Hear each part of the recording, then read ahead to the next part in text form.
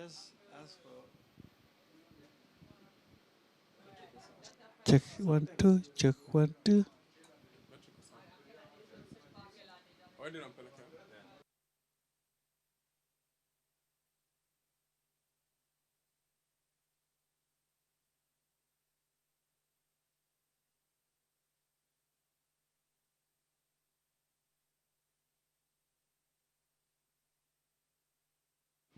okay. So iko red iko on. Ikiwa kifinya hivi.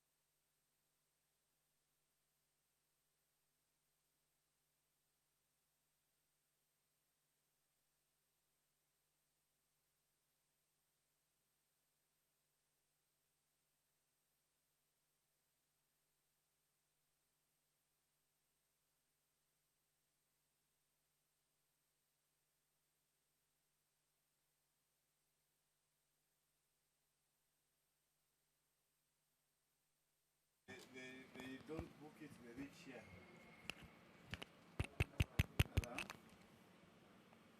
Bring another one.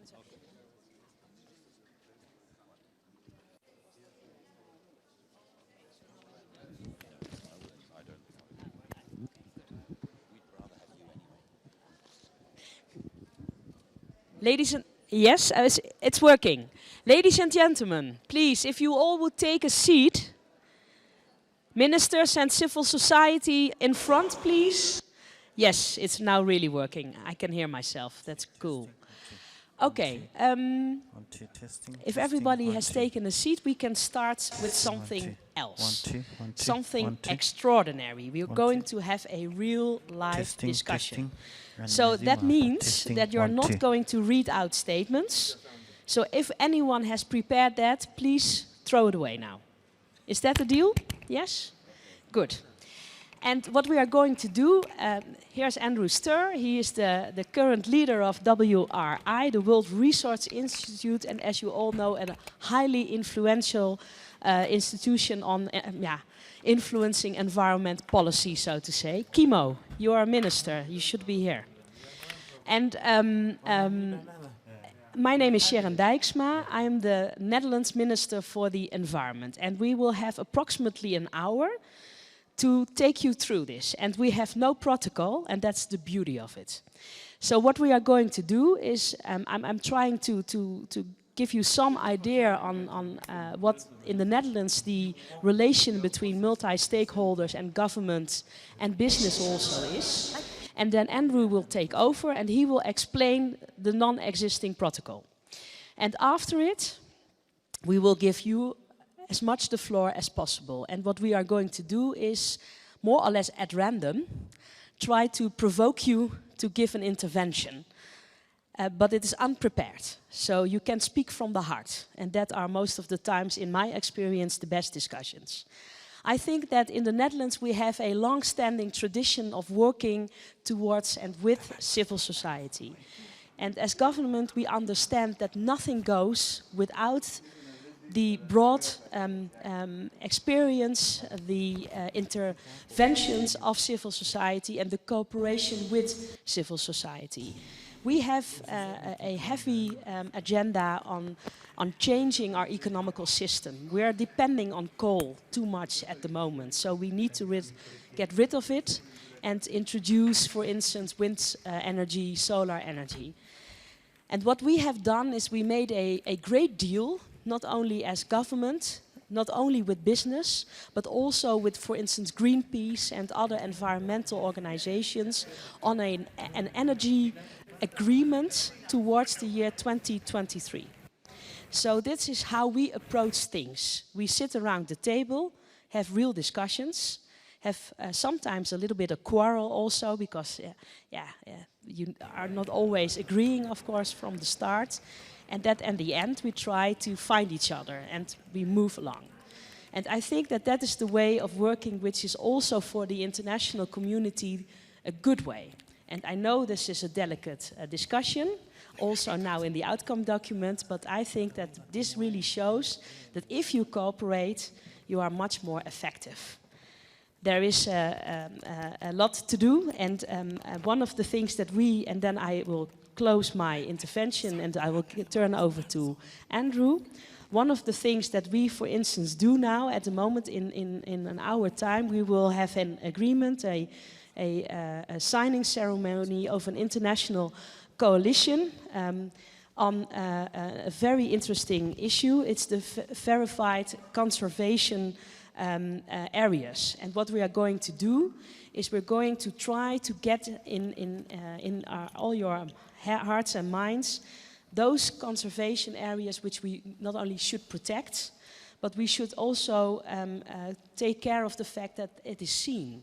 So we ask for a kind of voluntary instrument calling upon civil society actors to set a goal for biodiversity and restoration of ecosystems and to report publicly on the progress on it. And what we need and what we want to reach is that from now on until the end of 2017, we go from 300,000 hectares area which is already signed somewhere and in a public transparent way to 1 million hectares. So that is really some pragmatic approach, and we work together, governments, civil society, and I call upon you all to join us.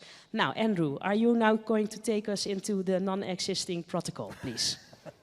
Thank you very much. You never introduced yourself. It's Sharon Dijksma, or Dijksma, who is the wonderful Minister of Environment for the Netherlands. What we're going to be doing now is having a conversation. We've invited a few people up the front here who represent sort of stakeholder groups, if you like.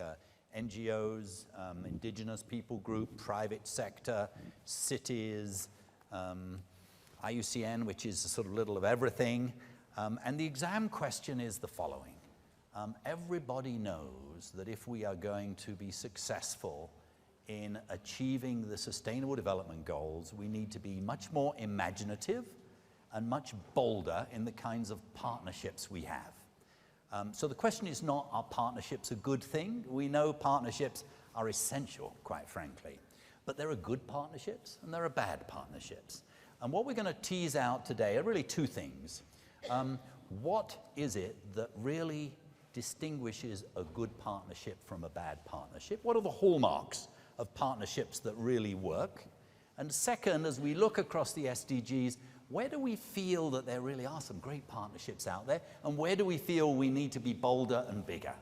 So that's a pretty simple exam question. Unfortunately, we don't have so much longer. We are going to model the behavior that the previous group in here didn't model, which was we are going to be crisp and get to the point quickly. I'm going to ask Marco Lambertini, who is the worldwide head of WWF, to sort of set the scene for us. Go for it. Thank you very much, Andrew, and I'm very happy to share the experience of WWF on multi-stakeholders partnership. First point is that let's not think that multi-stakeholder approach is the panacea to everything. And I think we really need to tailor this approach specifically to address, in particular, I think, complex, multidimensional, multifacets issues. 4 points that we have discovered are critical in making a multi-stakeholder partnership work. First one is a clear problem statement. Be very clear about the issue we want to address. The second one is make sure that there is urgency, energy, passion, willingness to actually deliver that issue, on that issue. The third one is one size will not fit all. And so by definition, multi-stakeholder partnership around complex issues needs to be tailored and designed very carefully to make sure that we have all the relevant players around the table, complementary players, preferably, that actually can make a difference altogether. And I have to say, in our experience, partnerships start in a way, end up in another. And I make one classic example of a partnership that has evolved and is evolving as we speak. We've been involved in creating the roundtable on sustainable palm oil with companies, Unilever and others. That initiative started as a government big companies, big NGOs, stakeholder table. We are now discovering that actually, unless we involve the smallholders and the local NGOs in that discussion, that partnership will not deliver what it has to deliver. So partnership, the message is partnership can evolve. And the last point is about trust. And this is a bit provocatory maybe, but trust is clearly important in delivering a partnership, but it's not necessarily the starting point. And actually, the most exciting partnership, in my view, are the ones where there is a lack of trust. But there is a conviction and a passion and a determination to address an issue together. And so that the trust is actually developing as the partnership develops, in terms of being open with our agenda, being able to embrace other people's points, our partners' points, and be able to co-create a path to a solution that is not necessarily the one we had in mind in the first place. I'll stop there. Thank you very much. We now turn to Inga Andersen. You're from the IUCN. And we would like to know, how can we accelerate cooperation in order to reach the SDGs much faster than everybody thinks? Well, thank you. I think, and also maybe building on what Marco was saying, it may be useful just to think a little bit about who are the stakeholders to this environmental challenge for the SDGs 2030. So the stakeholders are not those that are in this room. And that's maybe something we need to recognize. Stakeholders are business, stakeholders are fishermen, stakeholders are the agriculturalists, stakeholders are the infrastructure constructors, stakeholders are the engineers, the planners, the lawyers, etc., etc. So the stakeholders are much wider than the conversation we're having.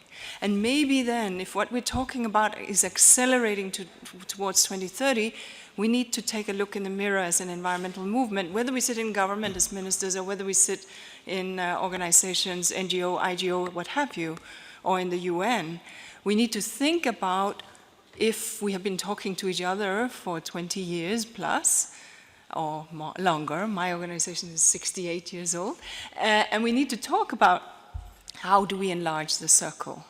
We have a Supreme Court judge sitting across from me, it so happens. Now that's enlarging the circle, right? But the circle needs to be even wider than that, and it's only then that we need to completely shift the cadence in which we're running now. Can and it's I only ask you just one small question? Do you think that the environmental community has been effective enough until now? I would say that we have not been effective enough.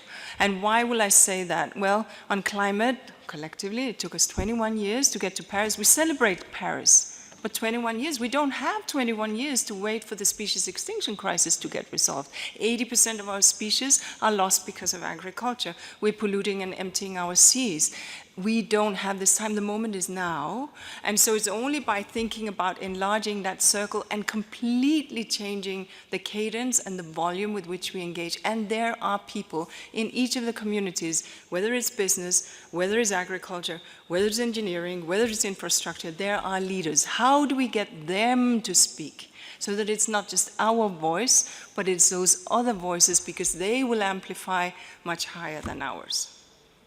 Great. Terrific. Thank you very much. And thank you for building on Marco's. I just want to make sure everyone wrote down the four. What was number one was a clear problem statement. Number three was one size won't fit all. Number four was trust. What was number two? No, it was the trust, but build the trust to an iterative process of co-creation and being able to actually embrace each other's agenda. Because I think when you come together in a diverse group, normally you go into that discussion with your own strategy and your own objective in mind. And I think it's key to actually be open and to be influenced as we move along the delivery of the partnership. That is perfect. Inga mentioned the private sector. Let's turn to James Donovan. Just tell us what you're looking for in a partnership, both with government and with civil society and so on. Well, thank you for having me. The private sector is looking for an enabling environment. We absolutely know that the environment has changed, that society is looking for a new contract. There is leaders in all of the various industries that have been taking the environment to heart and actually starting to put sustainability into their business. What we believe we need to introduce is organized disruption. We need to introduce innovation at a pace that really needs to take science, policymakers, and the private sector, civil society in total, along this journey of change. I think it was brought out, we do not have a time, we just don't have the timeline of another 20 years or another 50 years to make these changes. Private sector is willing to become involved, but we need an enabling environment that whether the UN, through UNEA, UNEP, or other agencies can provide that safe zone in which we can fail and fail forward to be able to bring innovation to the table. And how do you, tell us how you operate. Give us an example. We provide data solutions and tools. The terms these days are big data, but we've been doing it for 20 years, providing platforms for coalitions, governments, and private sector to basically give visibility and help make better decisions. Data is a new currency, and I don't believe that we're truly embracing it and all the possibilities. Now, I'm speaking to the converted here, but it's not the people in this room that needs to understand, you know, the power that is in our hands of all of the unstructured data that exists out there that our government offices are currently not embracing and being able to help them make better decisions. Thank you. Let me now turn to one of the political and government responsibilities here. We have Jürgen. You are from Germany. You were one of the key negotiators, I may say so, during Paris when we were agreeing on COP. You were already nodding a little bit when there was this question, was the environment community effective? I suppose that you think they are, but probably you could react on that and also on the issue of what business needs. Are we as governments able to fulfill the demands from business in order to be successful? Thanks, Sharon. And indeed, on this one, on all the other things, I agree with Inga, but on this one, I disagree. Of course, we are not where we have to be on biodiversity, climate, and all the other issues, but without stakeholders, without NGOs, and the pressure from them, wow, I don't want to imagine that. Maybe it's a little bit linked to my CV, because I was working for the organization he's working for now, BirdLife International. So I think we as governments benefit so much from the input from various stakeholders. And may I add one experience we just made in Germany, and it's an interesting one, because I introduced for the process to accompany our climate action program for 2020 with a stakeholder process. And what I did is I poached an international system, the Vienna format, where those who have done it know it, where stakeholders, we adopted it to stakeholders, can sit around a table, but just 5 places for each group, industry, consumers, environmentalists. And in Germany, they were not used to that. It was so amazing how they struggled inside their group. Who is allowed to sit in the front row? They can change during the negotiations. Wow, a new element.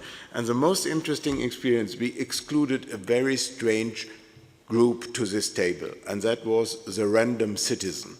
So out of citizen consultations, we invited 5 randomly from Germany, and they gave their input. And that puzzled all the lobby groups, the environmentalists and the industry, but it was very interesting to see how you get from this a cross-cutting dialogue and make decisions, or at least you have the potential to make governmental decisions better. Maybe we can turn to Andrea. I know you are representing the local municipalities, in this case Vancouver. Can you tell us in which way, for instance, your government involves you on policy making, and do you have a better relation with stakeholders since you are much more related maybe to citizens than those capitals where the governments are? Yeah, and maybe it's an unfair characterization because I've never been in national government. I try to provoke discussion. Okay. We like to think of ourselves as the front door of government because we are where residents can come and speak directly to a mayor and a council where they might not be able to a legislature or a parliament. But to say that for our city in particular, but I think emblematic of cities across the globe, where we in Canada for the last decade had a government that was not just passive on the environment, but actively hostile to the aspirations of the environmental movement. And cities pursuing that goal, we actually had this unique circumstance where we had to figure out how to do it without a national government.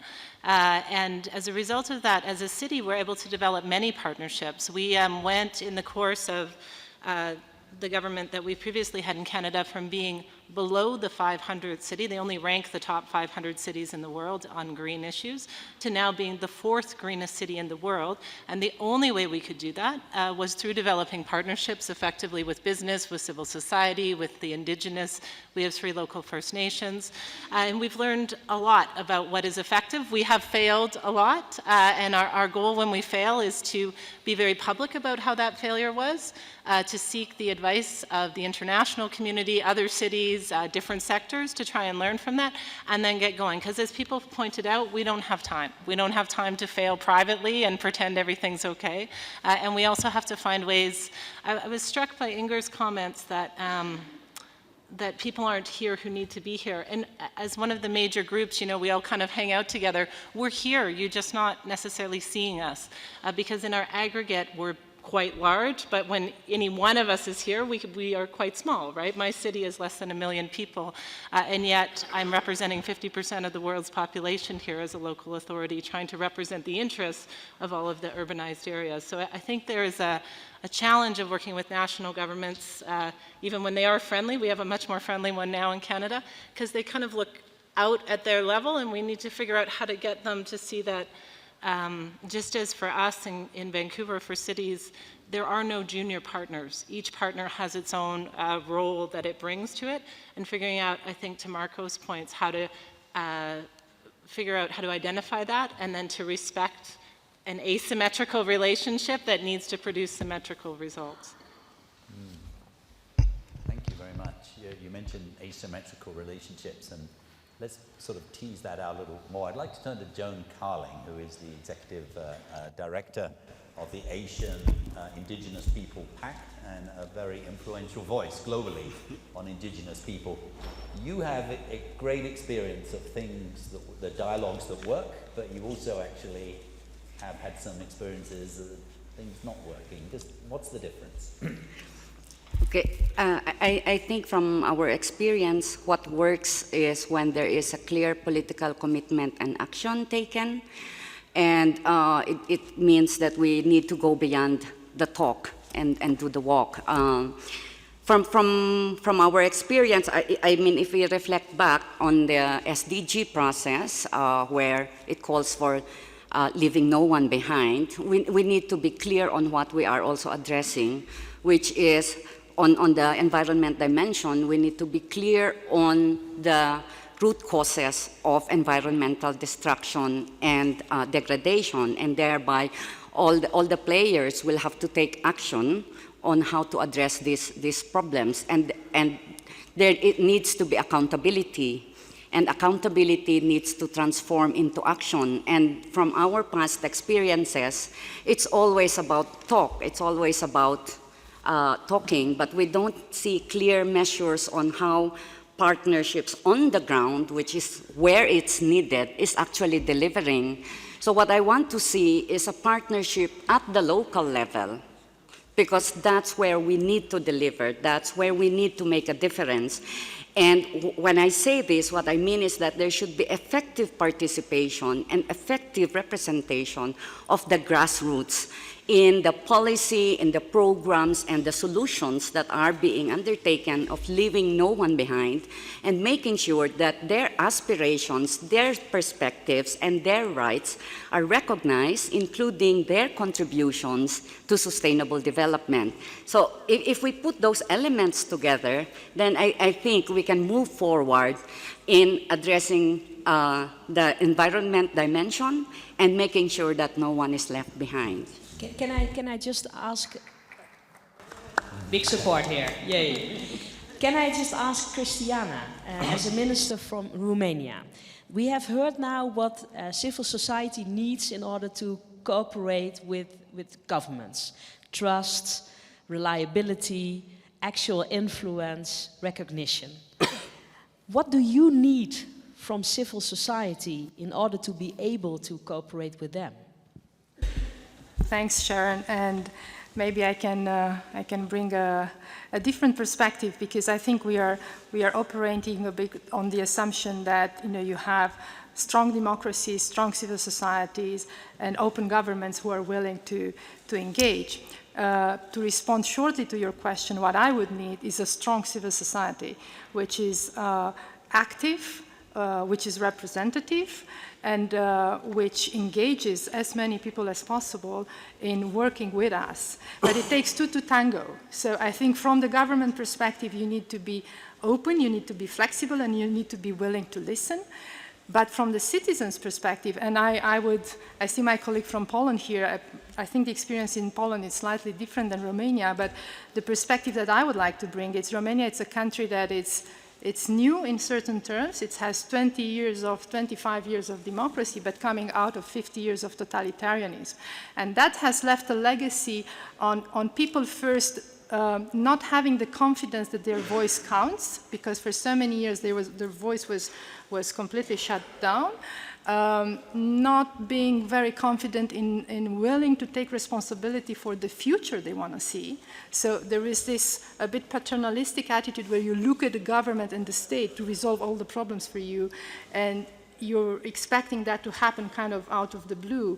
Of course, the civil society movement has grown tremendously, thankfully, these years, but still, I think in general, and you see that also in the turnout in the voting and the electoral system, because people don't really believe that their voice matters. They are still somehow in the back of their minds thinking, well, it doesn't matter because the government out there is deciding anyway.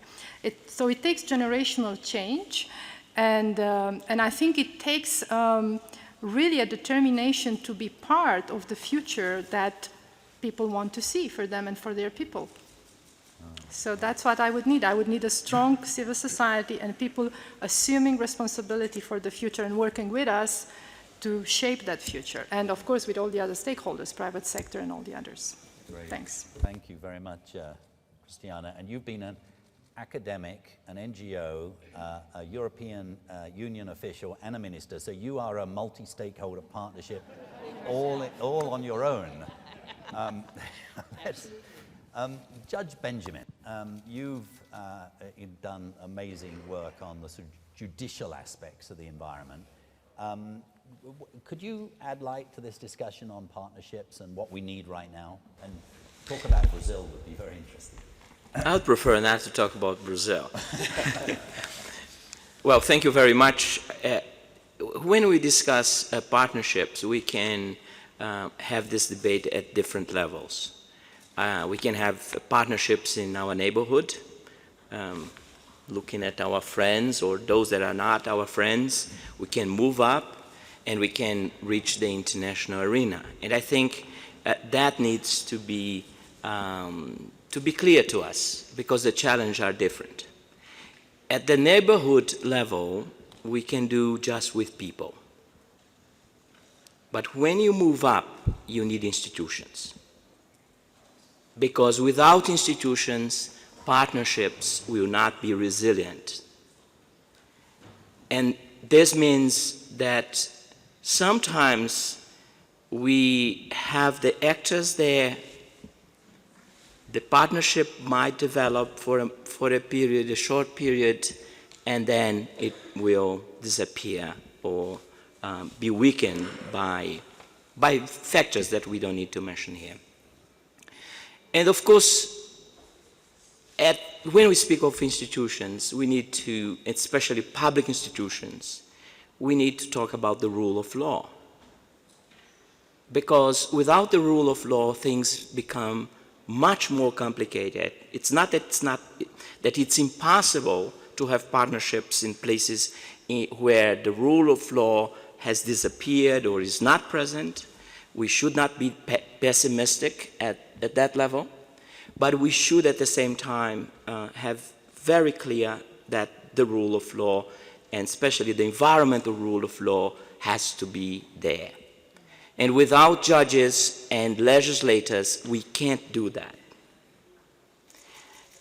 Legislators, because they transform our talks into laws, and judges because they are at the very end and they can either deliver what we want through legislation to be delivered, or they can block entirely the exercise and the work that has been done for many years.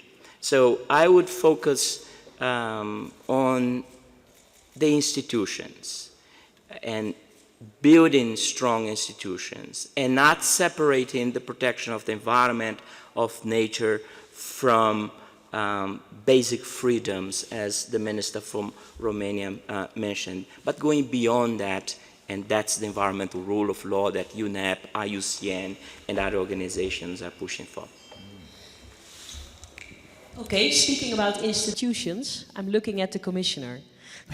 I think in the perspective of many people, of course, the European Union is one big institution, but maybe you could just elaborate a little bit on in what way the European Union is also trying to interfere more with social society, and what ideas, concrete ideas you have in your mind to do so in the next years during the Juncker period, so to say.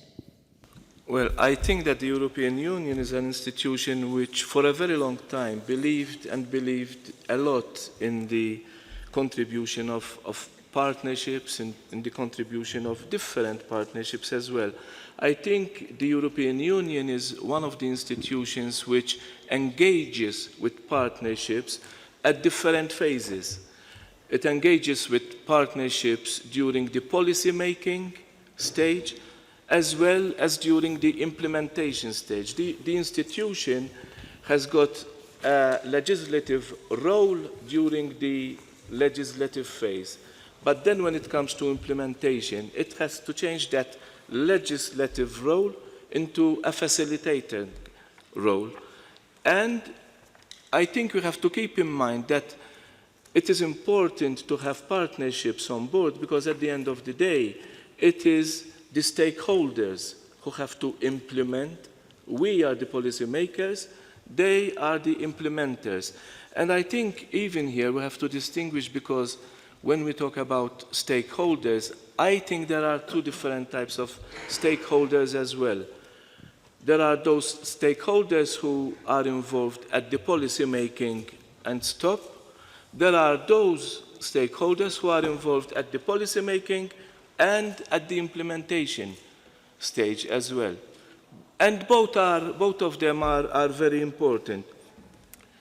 We believe in stakeholders as well, because when we talk about the global and the global need, and that we need to go global with our policies, very often by the word global, we only understand global in geographic terms. We have to go global, the EU, the US, China, Russia, everywhere. No, but global also means involving all the sectors, all the stakeholders. What does it mean if we involve only the policymakers from all over the world, if we don't involve all the stakeholders from all over the world? And I'm saying this, I don't want to say that we involve the stakeholders, all stakeholders, because we always agree with them on all the things that we are discussing.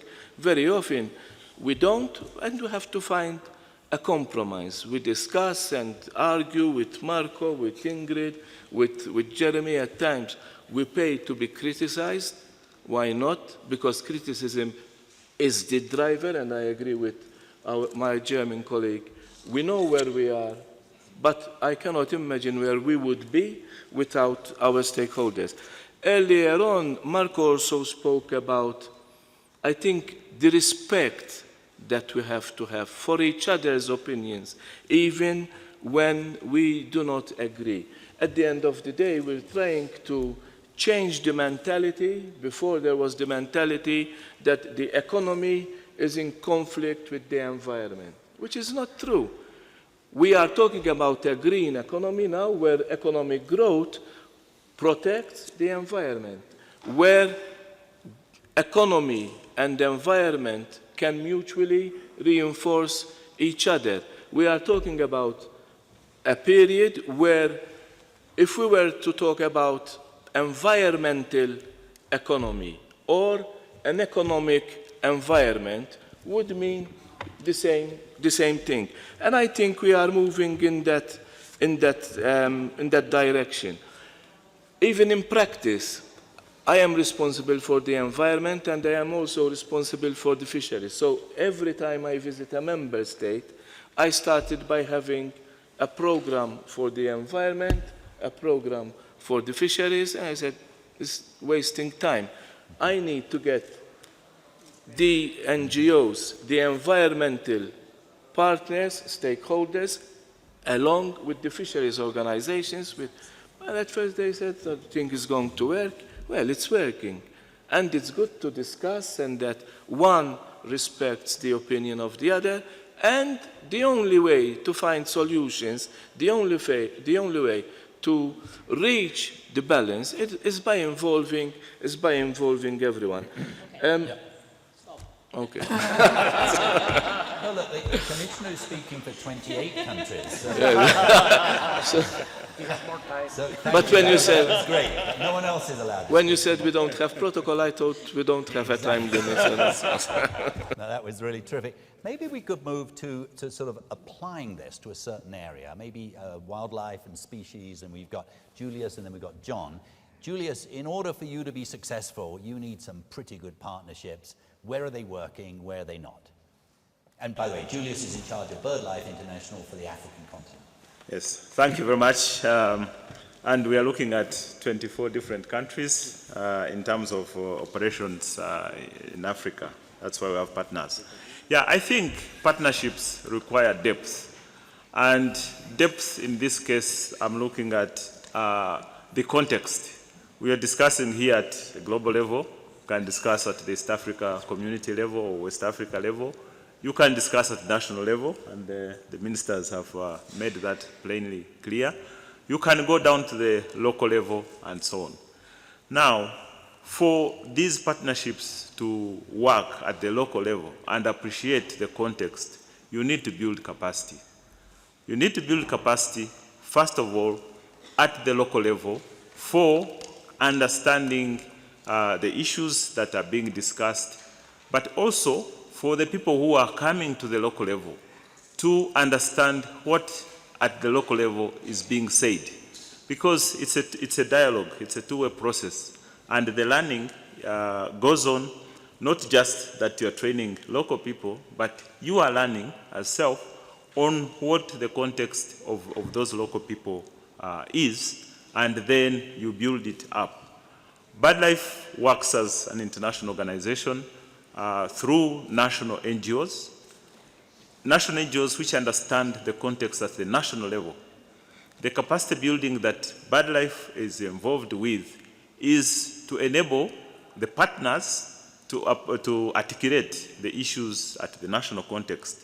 But it is also at the international level in terms of learning how, as an international organization, we can incorporate the views that are coming at the national level.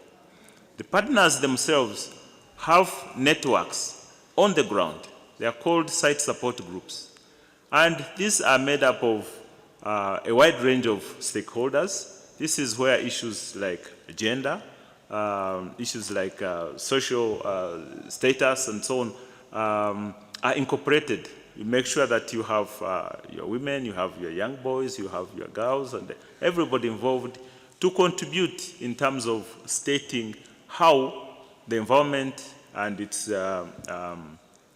issues can impact on their development. So that's one aspect. Give us an example of where it's working well. Okay, the example that I'm going to give is Tana Delta here in Kenya.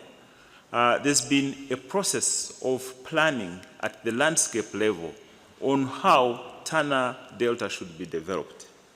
Normally planning is an issue of the Ministry of Planning, but this is a process that has been led by the BirdLife partner, working together, of course, with the government and mandated institutions in terms of this. They have worked on two pieces of documents. One is a strategic environment assessment. How do we want to develop this place for the benefit of people, for the benefit of biodiversity, in an integrated way. And the second one is the land use plan. Where will we put what? Now, this has involved people who have not gone to school, has involved people who have been educated to different PhD level degrees, everybody contributing to this process. And it has been possible because Nature Kenya, the wildlife partner in Kenya, has invested in the building capacity of local civil society, local communities, the site support groups, but also working together with the government counterparts to appreciate the context and drive it forward. Okay. So that's one. I have a question. I know, Andrew, that you want to go to John, but maybe can we, if you allow me, first listen to Helen Hakina, because I was wondering when you were talking about capacity building, involvement, how about gender balance? I mean, we know we're struggling still to get it in our outcome document at the moment. So I want to hear the voice of women now. Thank you. For us women, the most essential ingredient of any partnership is consent, engagement, and trust of people. And genuine partnership only exists when women are also included, and where we can work, where we can share solidarity or share objectives and visions. Partnerships that come in for other reasons, to make money, to exploit resources, to gain power, cannot be part of the heart of the partnership. And we women do not want that. I know what happens when partnerships are formed for the wrong reasons. When governments partner with corporations or a few powerful people for profits without the consent of people, particularly where I come from, where resources are owned by women, when foreign governments partner with corporations for our resources, or when men decide how they will use or depend their land without involvement of women, even though the lands are matrilineal, where women own the land, we women do not want that. My home of Bougainville, for example, in Papua New Guinea, is rich in biodiversity. We suffered a 10-year conflict, and it was rooted around the mining conflict, where approximately 20,000 people died and a whole generation of young people were denied education and consequently a better future. And we are talking about not leaving anyone behind. As a result, our country has the highest result of violence against women, where 62% of the men admitted to having raped women. That was after research was conducted by UNDP in 2007. And in my community, we are building solidarity, that is the women doing that, amongst women, amongst men and young people, amongst the displaced people and the communities they are settled to, and amongst government leaders. When our people know what they want, many others can support us in solidarity, whether they be government. For example, several countries are helping to rebuild our resource center in Papua New Guinea, a resource center which was burnt down. We also want business partners, business sectors that want to support the models we have selected, whether that be exporting some of the products we make. And we want to enter into partnership where the knowledge we have developed, like using coconut oil to run combustion engines or to run our cars using coconut oil. Knowledge of our medicinal herbs is used in solidarity, for the benefit of our planet without being stolen from us through intellectual property practices. Because women are the ones who use this, and women are the ones who pass on these practices to their children. These essential ingredients of solidarity, of shared objectives, and respect for all community are the key ingredients of the Asia-Pacific Regional CSOs, Civil Society Engagement Mechanism. The platform of the Asia-Pacific CSOs is successful because we all enter into it with the shared desire for development justice. Okay. Thank you so much. Thank you. Thank you. Thank you, Helen, very much indeed. That was extremely powerful. And I do hope people will pick up on what's being said. We don't want just a totally disjointed conversation. Thank you very much. Let's turn to John. How goes the battle, and which partnerships are working and why, and where do we need to be much bolder? Great, thanks. Well, let me give you one example of a partnership that works and why. So, as you know, we've been confronting a surge in illegal trade in wildlife over the last 6 or 7 years. This illegal trade is not driven by local subsistence poachers. This illegal trade is industrial in scale, and it's driven by transnational organised criminal groups. They're savvy, they're well-resourced, they're vicious. They will kill people, they will injure people, they will corrupt people. Now, what's happening is this is having a devastating impact on individual animals and plants, but also on the ecosystems that support them and the services that are provided by these ecosystems, as well as the impact on local people, local livelihoods, national economies, etc. Now, the problem we confronted is that there's no way you can confront transnational organised criminal gangs through environment ministries.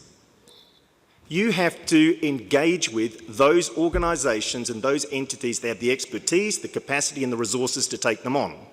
So what we did in 2010, we initiated the establishment of the International Consortium on Combating Wildlife Crime. This is a consortium of CITES, Interpol, UN Office of Drugs and Crime, the World Bank and the World Customs Organisation, established to provide coordinated support at a national level and a regional level to countries that are confronting these serious crimes. Now, this has been the most successful partnership I've ever been involved in. Now, why is it successful? Firstly, it was signed off by the head of each organisation. So I carried the document, we all signed off. It was Robert Zoellick then in the World Bank, Kunio Mukuria, the World Customs Organisation, and then it's the former head of Interpol, which was Ron Noble, and also Yuri Fedotov, the head of UNODC, who's been an absolute champion. That was the start. But then we had a technical group, and they actually produce products that countries want. How do you deploy modern forensics in this situation? So what UNODC did is they produced with us forensic guidelines. How do you identify elephant ivory? How do you do that exactly? So we did the guidelines. Not only did we do the guidelines through UNODC, then we deployed Interpol, for example, one example, to go to Sri Lanka. They just had a big seizure, to help them do an inventory, take the forensics and identify where that ivory came from. It came from northern Mozambique and Tanzania, to assist them in dealing with certain issues to do with criminal enforcement. So very practical tools, very oriented towards what countries wanted. Thirdly, we don't have a central structure. We have one officer who supports the consortium, but we work through our partners. So Interpol takes the lead on something where they've got the best expertise, UNODC where they have, or World Bank or World Customs. So we're not tripping over each other or trying to consolidate into the middle. We're empowering an organisation to get more resources and do better what they need to do with our support. The other aspect of it that has worked is we have had very good political buy-in from our parties. The Netherlands, the European Union, Germany, United States. Fantastic political support to enable us then through each institution to buy into this consortium. So for those reasons, it's been highly successful. We're now 5 years old, and I think we've been seen to be providing practical support. Can I just ask you one other question? Because I sometimes wonder if it is also not very effective to bring the issue on another stage. Because what we know now is that poaching has become a new resource for financing terrorism, actually, after the blood diamonds and all other sorts of criminal activities. So if you would do that, much more heavy than it happens at the moment, that will also be a game changer probably within the international discussion. Isn't that right? No, I think you're exactly right. And so I personally addressed the Interpol General Assembly, the World Customs Organisation governing body, the UN Crime Commission I've addressed twice. We just launched the first World Wildlife Crime Report, because our view is that we have to go to them. We have to infiltrate Interpol's governing processes, infiltrate the Crime Commission and UNODC and work with the conventions against transnational organised crime, etc. The beauty is that this issue is now built into their programs. So they are now picking up our issue is now their issue. That's why it works. Thanks. Let's hear a couple of ministers now from Finland. Thank you, and it has been very interesting to listen to this discussion. And in Finland we have set us very important question. How we can get the stakeholders along to implement SDGs. How to do that. And so we have invented a tool. And the tool is society's commitment to sustainable development. The idea is simple. We go and ask stakeholders what you are willing to do to implement SDGs. What's your commitment? And so far we have noticed that no matter whether it's a private company or labor union or school or municipality or NGO, all stakeholders take very seriously this question. And so they have a chance to make a commitment, take concrete action and measure their progress. And the main idea what we have received is that it's perfect. It's totally not monopoly of the government to tell what sustainable development is. The idea is that let's ask stakeholders what sustainable development means to them. And I would like to give you one example that was quite surprising from private sector. One mineral extraction company gave a commitment that once they have finalized their extraction, they will return the place with a more diverse natural condition than it was beforehand. So I'm really looking forward to see when they are going to close the first extraction area, what they are going to do there in concrete way. But it was very surprising commitment for me that came from that private company. Thank you. Okay, maybe we are going to look to Jan, the minister from Poland. What are your experience with working together with civil society? And maybe you can just give us also, like Kimo did, one good example. Of course, I completely agree with 4 points of Marco. But on the other hand, I would like to explain something about my situation, because in the past I was young, and in this time I was NGOs, and I protested against everything, you know. But after this, I finished a study. I am a professor for ecology, for population dynamics. I have an investigation area in the very big scale. And on the other hand, I'm a politician also.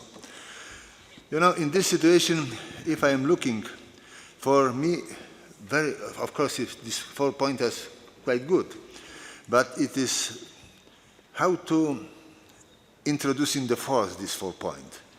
You know, because for me it's necessary to have very important things. It's necessary to build a platform of understanding with different parties. You know, for example, now for me it's possible to give some exemplar. It's impossible to understand the nature, for example, forest, for example, Białowieża forest and something like that, without a good knowledge of history of this land connected with the people living in this land. It's completely impossible. And of course, if you have this knowledge, it's possible to explain a lot of. Yeah, and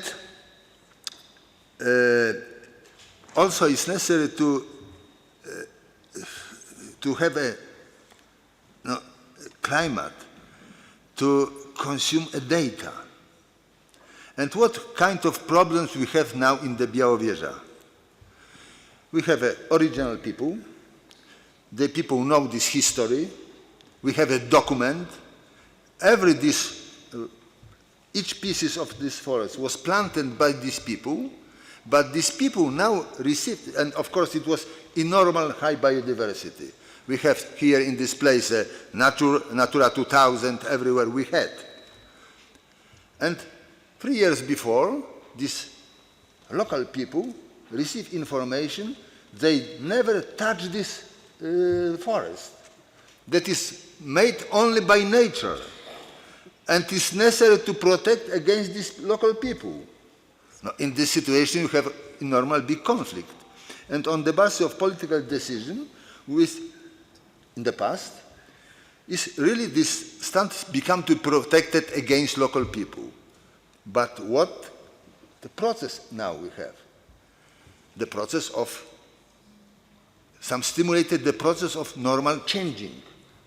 and disappeared of our habitat important for Natura 2000.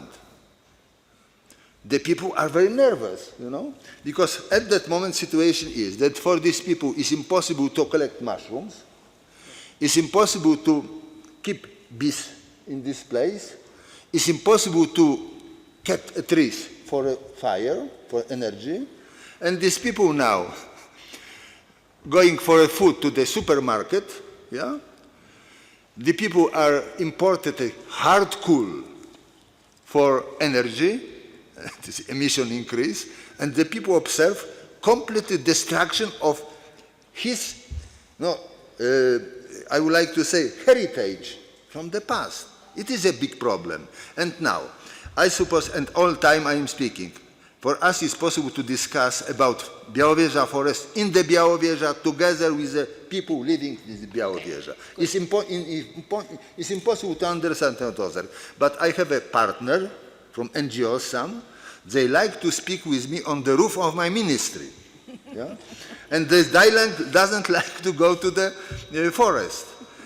How to build a compromise? Of course, I am open for discussion. I am open for everything. I invite all of people to the forest. But how to build a compromise in this situation, I don't know.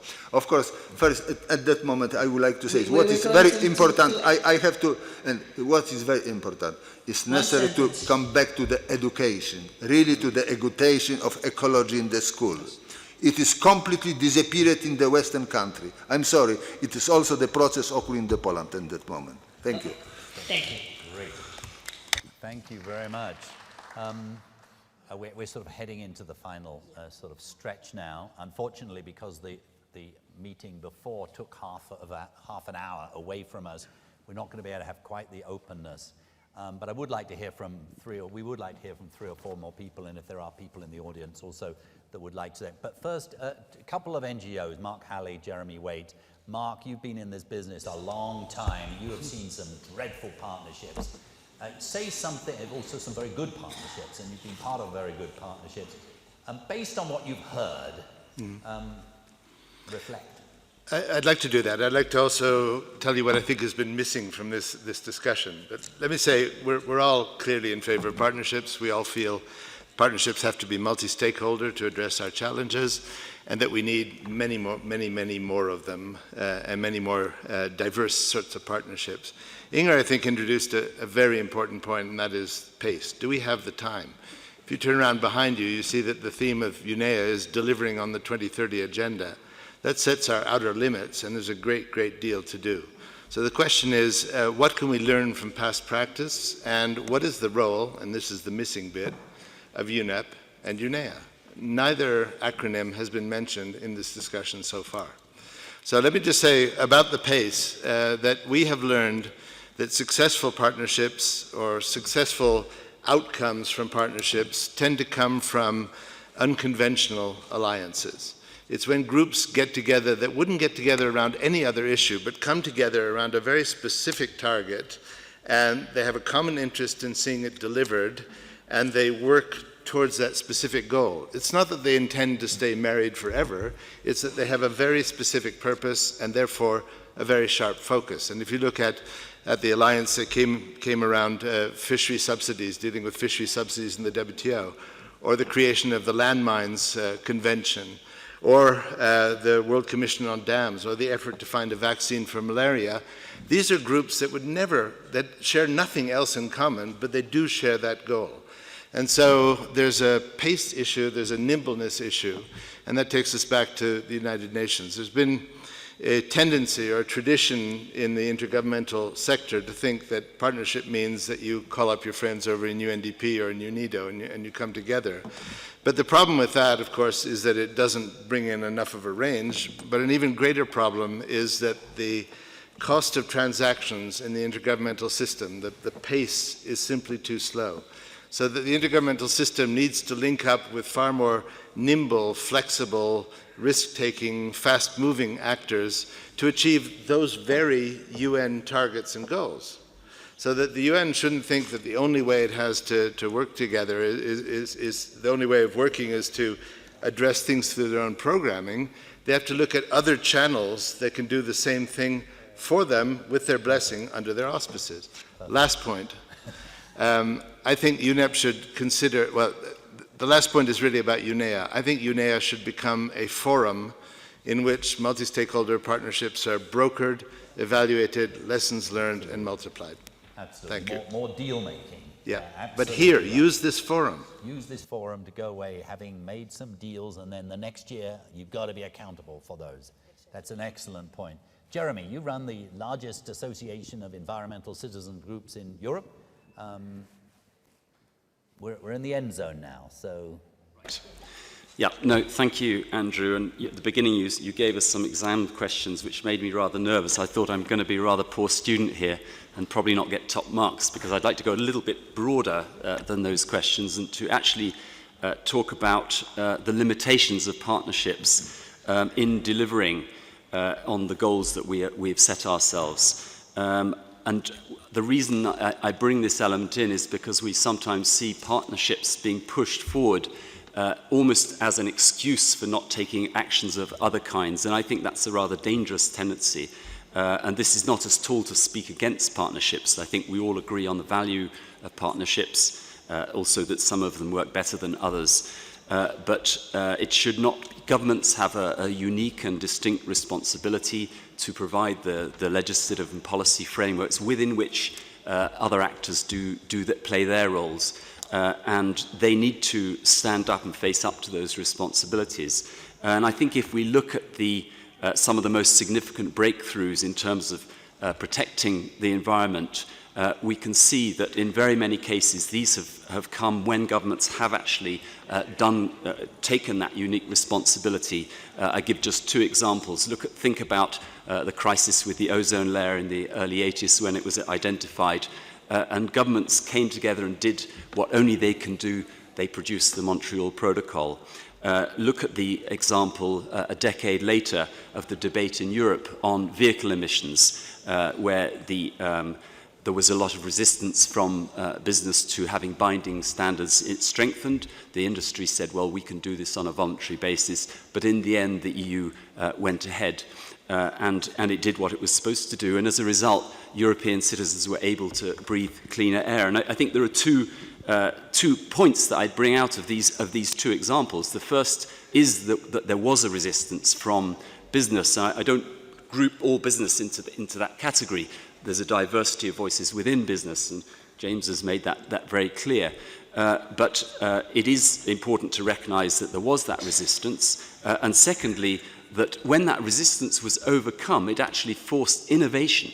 And I stress that because so often innovation is seen as being suppressed by regulation, but in fact regulation can be an important driver of innovation. Now obviously it's not enough to introduce laws, regulations, they need to be enforced. There I would echo the comments of Antonio Benjamin, and the Volkswagen scandal has shown all too clearly in the later chapter on vehicle emissions just how dangerous this situation is when you have too cozy a relationship. But I think looking forward, because I've been talking about the past, I think looking forward, look at some of the major challenges we have now. Staying within 1.5 degrees warming, reversing, halting biodiversity loss, meeting the Johannesburg aim of minimizing damage from harmful chemicals by 2020. We are simply not going to achieve those goals unless we have a robust regulatory approach, as well as partnerships, of course.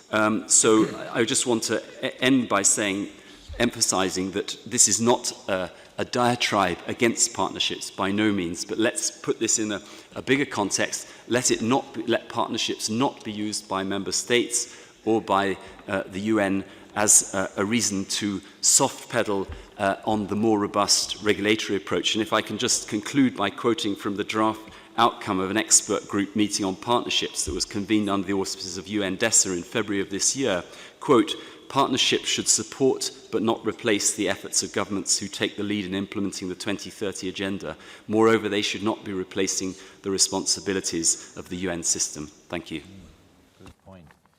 So that's a very good ending. I just want, there's a lady back here, and then I saw Dominic twitch there. I would like just to ask Dominic, you to say a word on behalf, because the World Economic Forum does very interesting partnerships, and then let's end up there with the lady there. Is that all right? People, yes, but you have to be extremely short, because we need all to go to other responsibilities, and I have to sign a partnership which is not a scapegoat. I can assure Jeremy. So just 3 then. There's 1, 2, 3. Good. I would like to say that I think respect. Who are you? Cecilia, from an NGO from Argentina. I think that respect, as some of you mentioned, is fundamentally crucial, but I think that the other thing that we need is time. Many of you mentioned that we don't have time, but, you know, building trust, I do understand what you mean, you know, people and the environment can't wait, but building trust, ownership, capacity building takes time.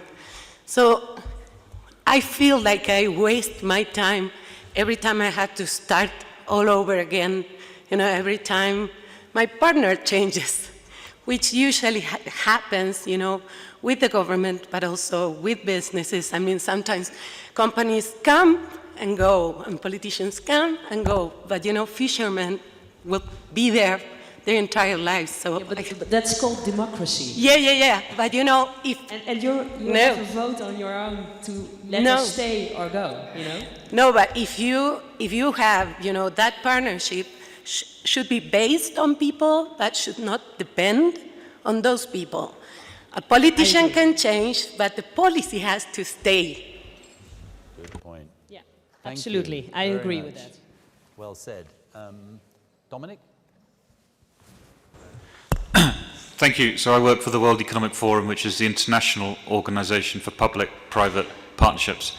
I'd just like to endorse what Mark said. I think it would be super if the UNEA was to open itself up to be a forum for mobilizing partnerships against the key SDGs which are related to the environment.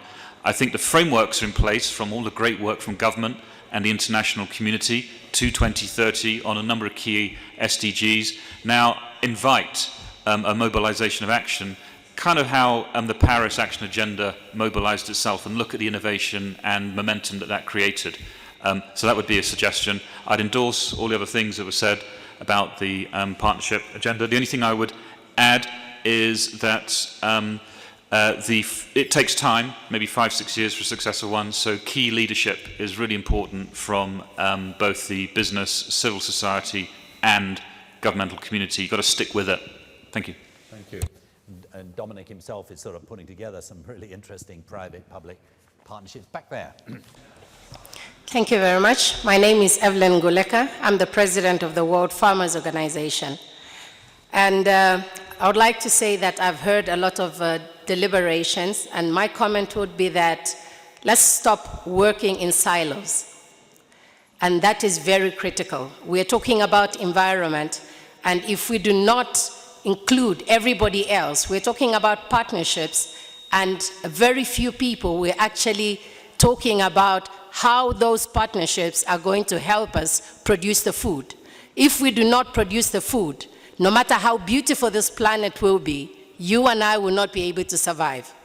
So let us make sure that whatever we do, the partnerships that we develop, be it fisher folks, people in livestock, people who are doing crops, let us try and see how innovation can be able to bring us all together and make sure that the environment is safe for all of us to exist. Thank you. And let me just say, Evelyn is a member of a very innovative partnership right now called Champions 12.3. 12.3 on food loss and waste. The chair is the head of Tesco. Evelyn is a vice chair. So is the head of UNEP. So is the head of FAO. What a really remarkable partnership. And thank you very much, Evelyn. So I think you're going to summarize, aren't you, Minister Dijksma? Now, I don't. Yeah, we have to close. Actually, there are still more people, but yeah, one sentence, but not more. If you are able to. One sentence. My name is Mark Lawrence. I'm Scientific Director of the Institute for Advanced Sustainability Studies in Potsdam. Our institute was founded by Klaus Töpfer, the former head of UNEP. And I want to point out, scientists are stakeholders too. We're tricky stakeholders. We're notoriously poor communicators. We often think we know the answers, which we don't, but the answers won't come without including science. So please be patient with us and continue to include us, and make sure that we don't fall into silos. Evelyn's point was exactly right. Thank you. Well said. Very good. One sentence. Scientists show it's possible.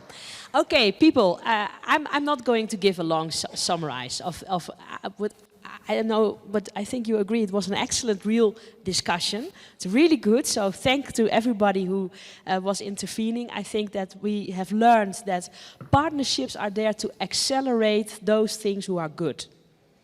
And they are not used as scapegoats. They're not used as ways of avoiding real decisions. And everybody should take responsibility, also governments, of course.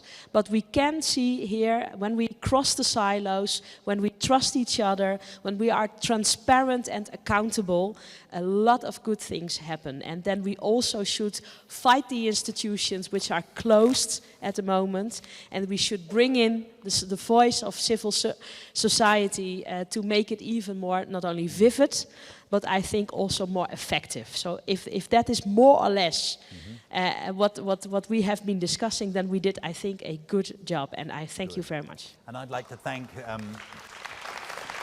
well done. Thank you, Sharon, very much indeed. Thanks to Alexander Juras and his team for putting, this is the first time this has happened. And Alexander, if you would just be willing to sort of get back to the powers that be and say, you know, we're emphasizing urgency. We think there ought to be a lot more of this and a lot more conversations.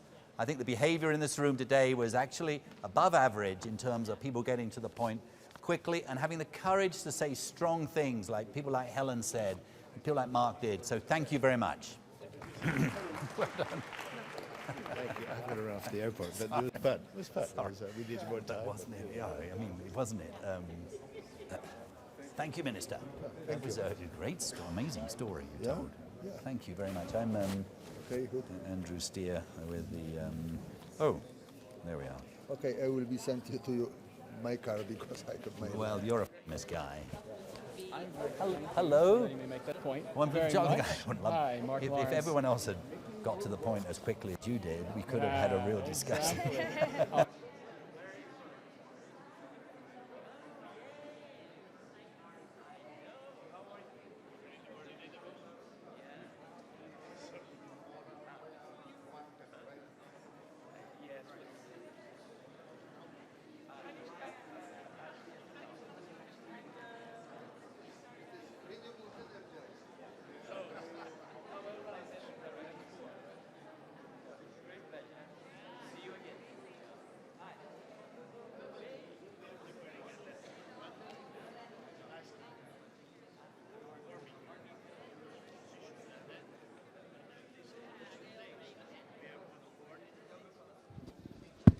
People, can we clear the room for another meeting? Thank you.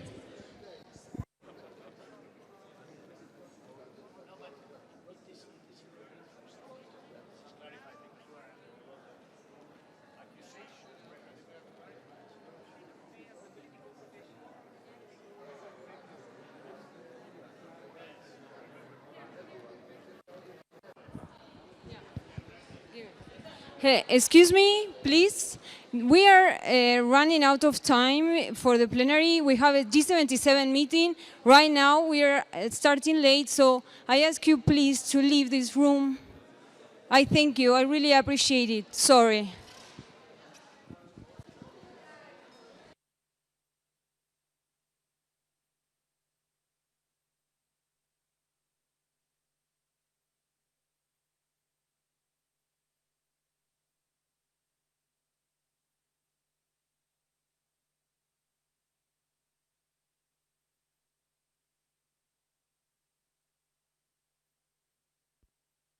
Please, can you clear the room? Thank you.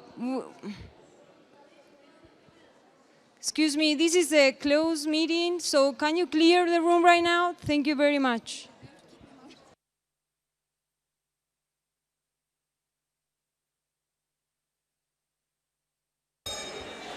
Please clear the room.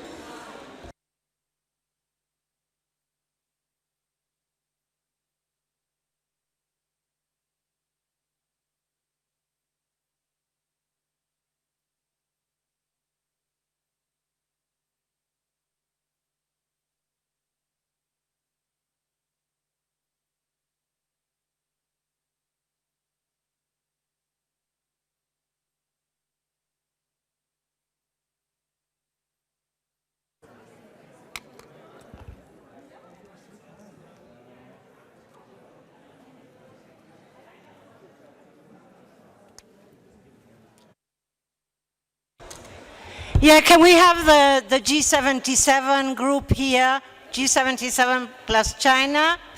So we are really very thankful for the rest of the people to clear the room, please. Thank you.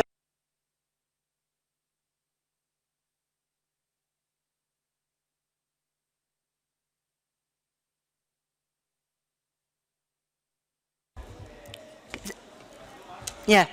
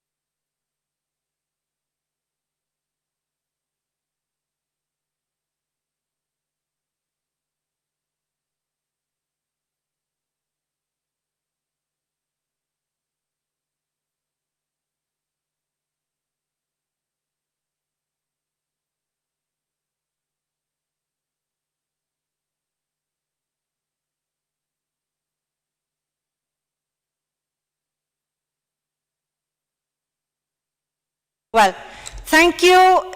Yeah, it's a good thing to have the doors closed, and I'm going to sit differently. Well, you're welcome. Well, this was, I'm sorry about all the hiccups that were in the convening of this meeting, but, well, the Secretariat is not, it's a bit muddled up. And I was asked to convene this meeting by the Arab League. As you know, there had been informal consultations between interested parties regarding the draft resolution on Gaza, and as at one point, the chair of the G77, we were not involved. It was to make it a more bilateral and closer conversation and meeting, consultation meeting. So if you agree, I would give the floor to, I don't know who is going to brief, because this meeting was requested so that the G77 could be briefed about what has been going on. So I will give the floor to whoever is going to brief the group. First, I was contacted by the Arab League, but now I see Morocco. Thank you, Ambassador. Thank you, Ambassador and Chair, and allow me to brief my colleagues present here. We have been in intense negotiations with the European Union within view of reaching a consensual text. The European Union came with a proposal.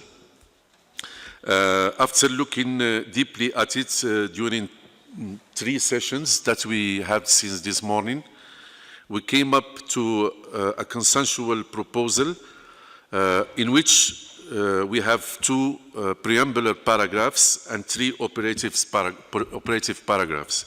In para 1, operative, we proposed, and this is the last proposal we made to the other party, to add the word mission after environmental assessment.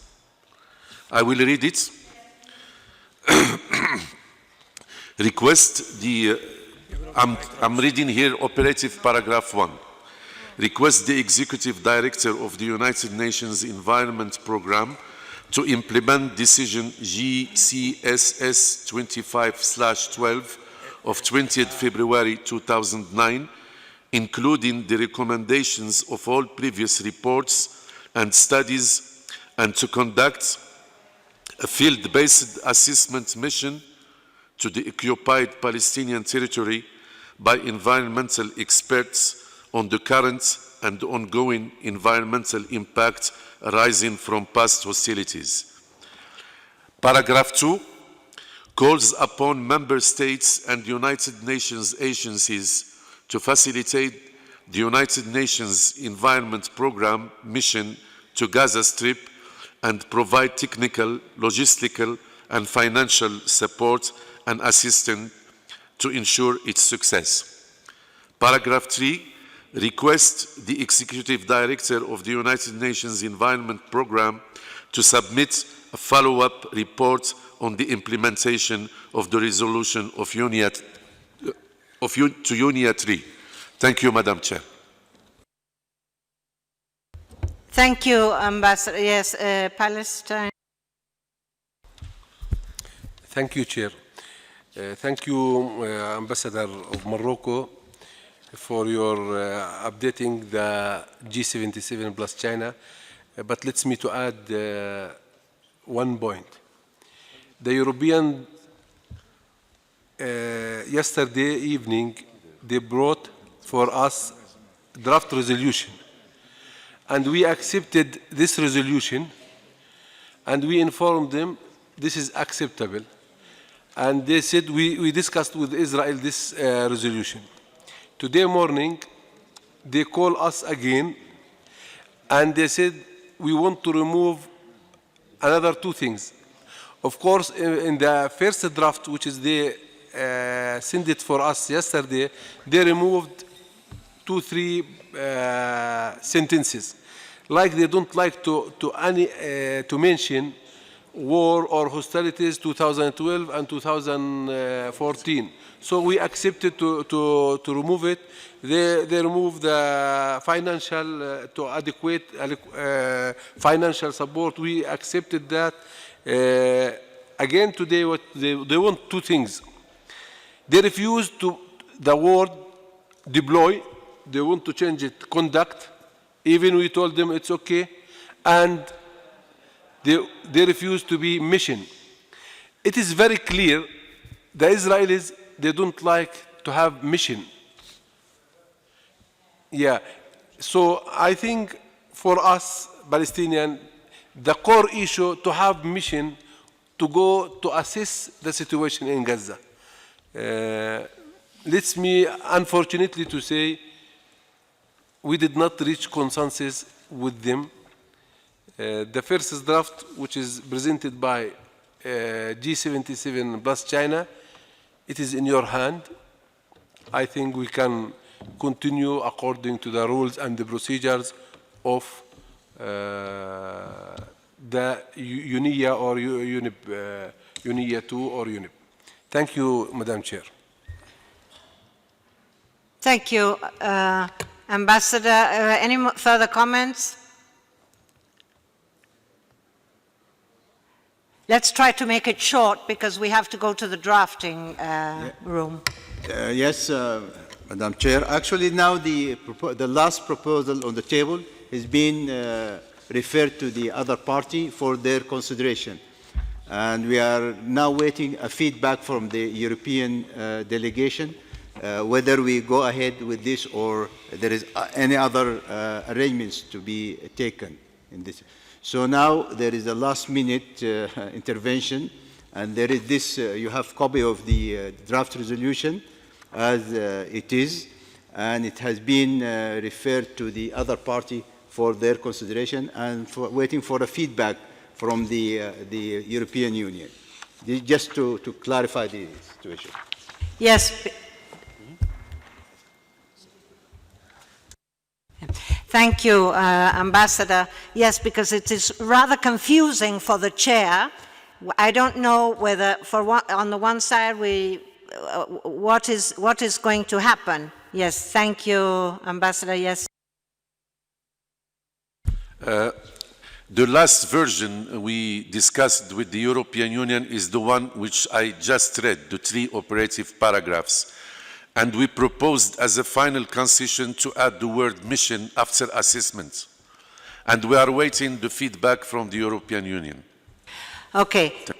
So then I understand that we are just waiting for a feedback, and if the feedback is positive, we just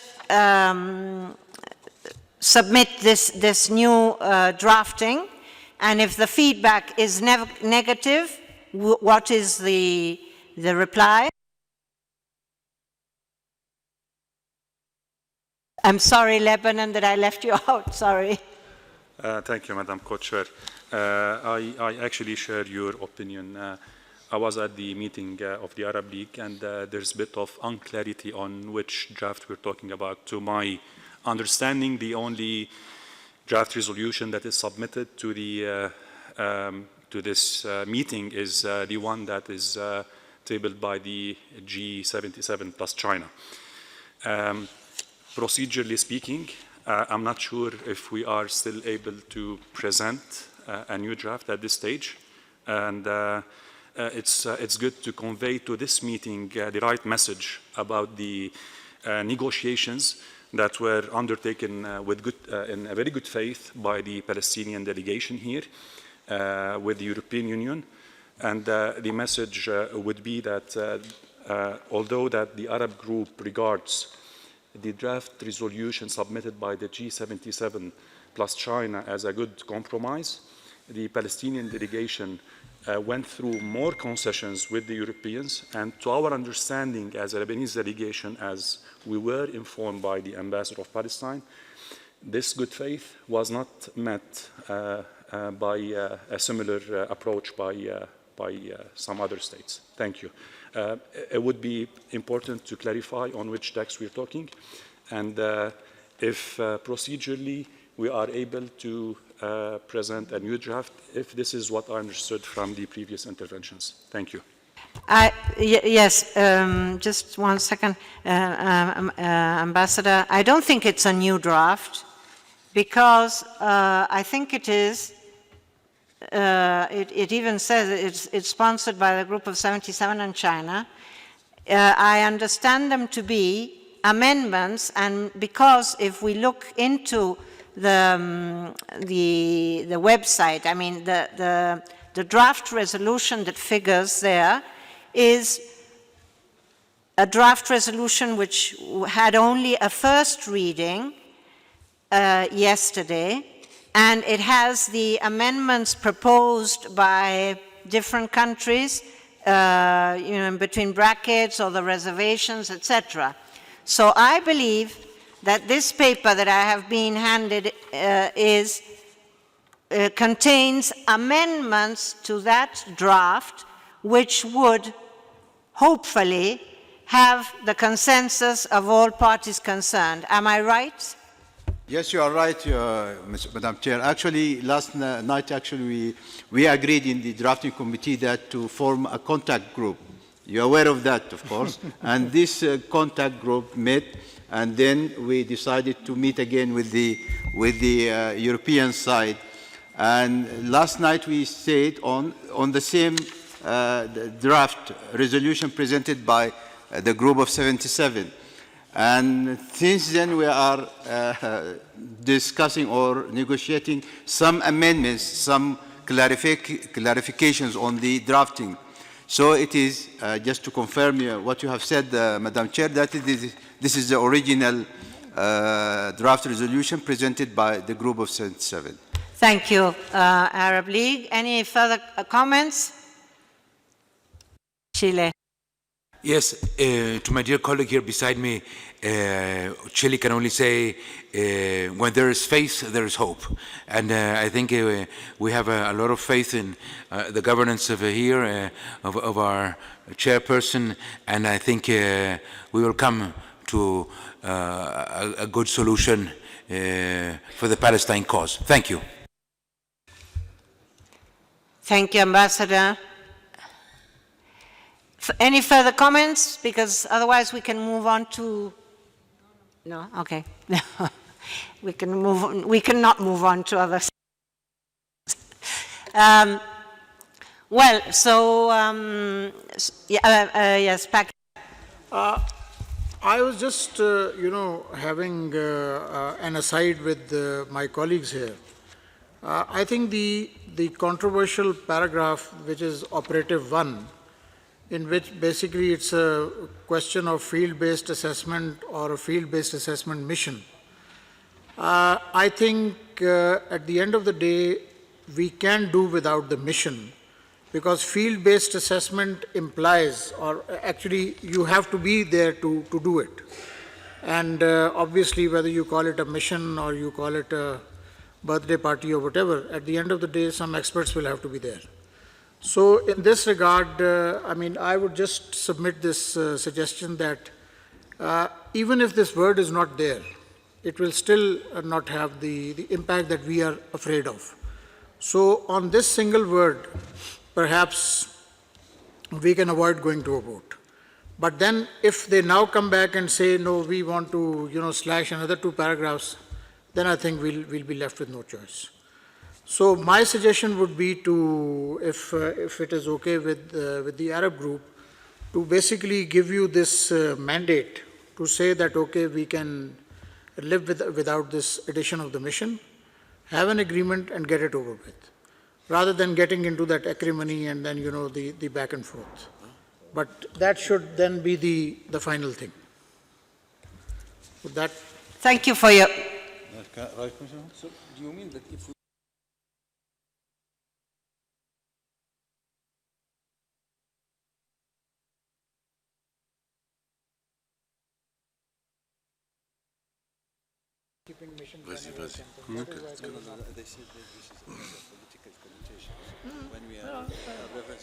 Madam Chair, I accept the suggestion of the Ambassador of Pakistan. I'm sorry, Ambassador. I said I accept the suggestion of the Ambassador of Pakistan. Thank you for your very constructive attitude, and thank you, Pakistan. So, which is the next step? So basically tell the EU that we are okay with this and they should accept it the way... Let us wait for their feedback, Madam Chair. We wait for because we agreed on modalities. Yeah. So now they have to come back to us with the response of the other side. Meanwhile, we have consensus here among ourselves. We keep it here in this room. Egypt. Madam Chair, thank you very much. I think, okay, if we're going to wait for a feedback from the EU, then somebody should go from this room now, talk to them. Because it will be difficult to gather each other again to take a decision. I think I fully agree with you, Egypt. So somebody should leave now, you just designate someone to go immediately, discuss it with them. We agreed on this, take it or leave it. If not, then we see the next step. Instead of suspending our meeting and then try to find another room to meet one more time. Correct. Thank you very much. Thank you, Egypt. And I ask the floor who would be the person, Morocco? Madam Chair, thank you. I accept to go, me and Ambassador Mabrouk of the Arab League, to report this to the European Union. Thank you very much. And inform the Assembly after. Thank you very much, and you may take leave now. I hope, my dear Ambassador of Morocco, as a custom in the Middle East says, you come back with good news, or else kill the messenger.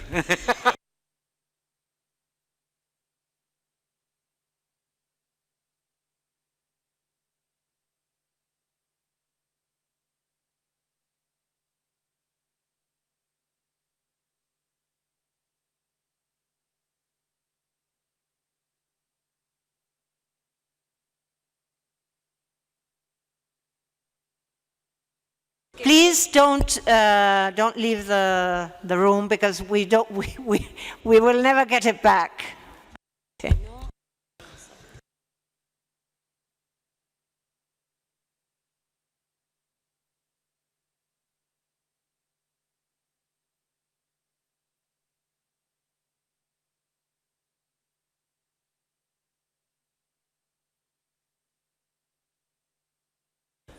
To my dear friends, while we wait, we have my distinguished colleague from Venezuela has informed me that the Minister of the Environment of Israel has just renounced to his job.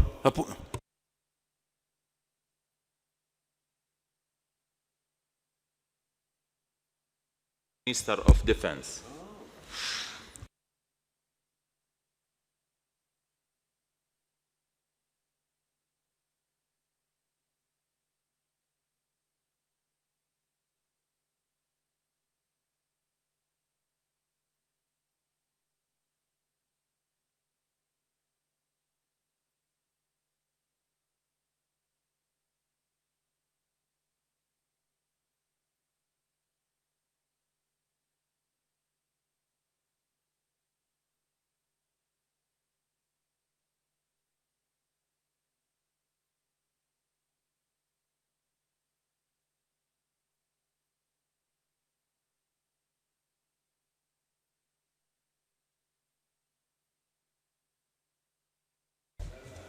Yeah.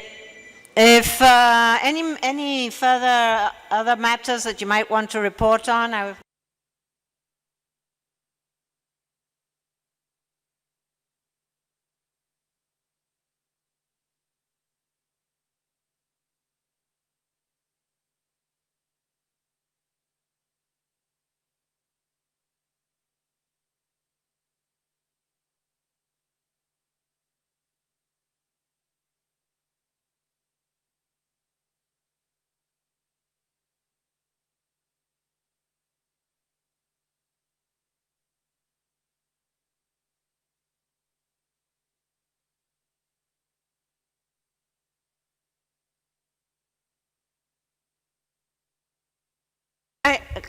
to take the floor.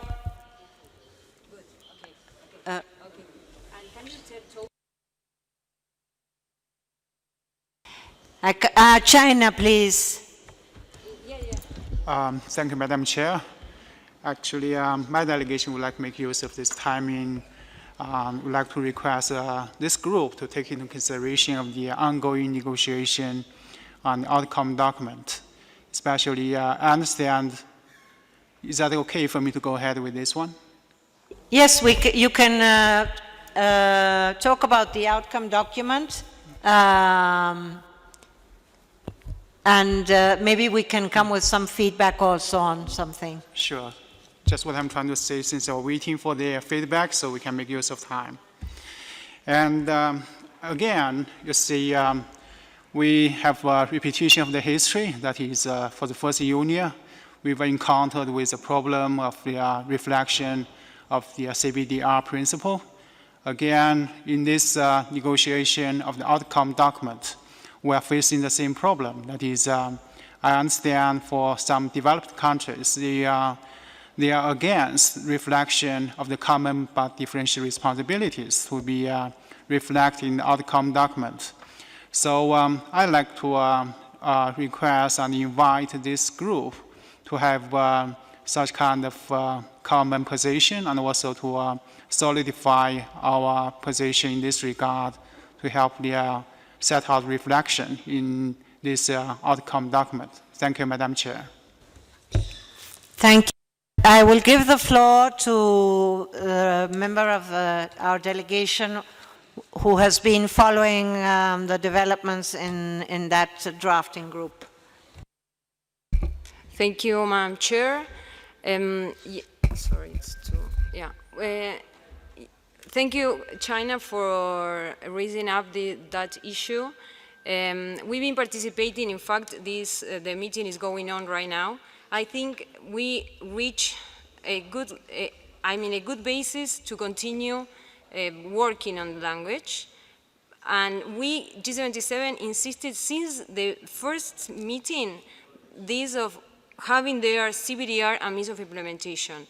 So I think we should continue engaging with them, and perhaps if we continue with a common position as G77, we're going to have a good outcome. Perhaps, I know that the EU and United States, they are trying to find language and perhaps present it to a contact group in very informal, but we should wait and still engage in this group. Thank you. Thank you.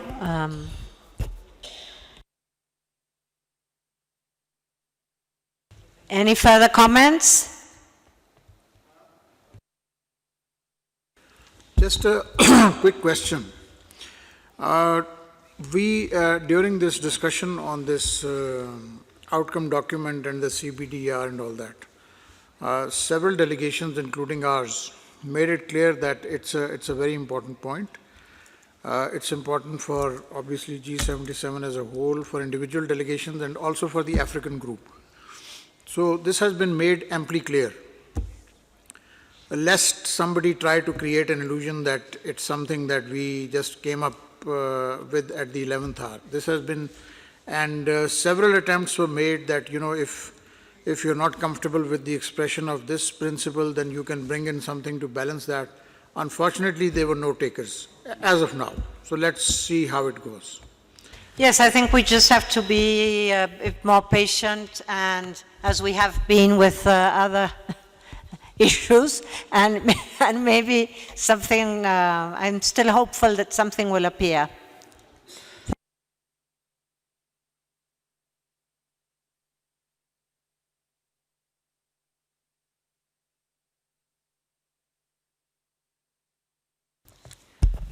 Well, we'll just waiting. Any other issues that you might want to raise whilst you're waiting with great expectation? Just Egypt, Madam Chair. I'm afraid, to my mind, I've noticed over the past several months that the CBRD issue and other issues that were essential parts of the original Rio Conventions are now being revised. I think that it is time to realize that it is not a question of this meeting or a meeting in Bonn or a meeting in Paris, but it is a strategy. And some of us here, I think in this room, already realize that. I am just making a record of that for all of us who are here and who are going to go back to the capitals or reporting to the capitals. This is a strategy. Thank you, Madam Chair.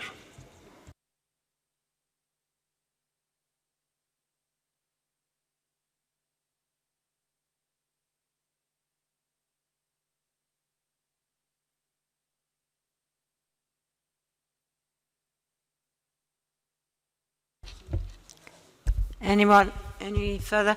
No, I just wanted to mention that thanks to the very cooperative attitude that the G77 and China has had, as well as, you know, the individual regional groups, namely Africa and GRULAC and the Arab group, we have managed to introduce the means of implementation in the resolution on the 2030 agenda. As you know, this was quite a tough struggle, as there were some parties that were highly opposed to that. So I think it's a good opportunity to thank all the efforts that all the G77 and the regional groups have made to obtain this, which we really consider like a success of the group. Thank you.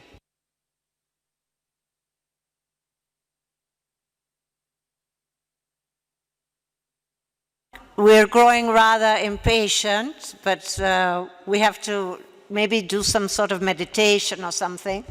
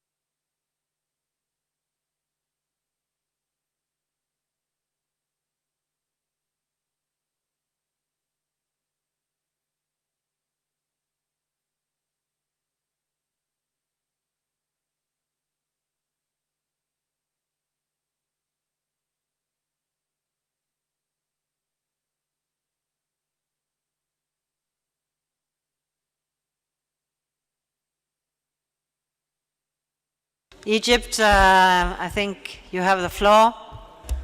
Thank you. Yeah, it's me.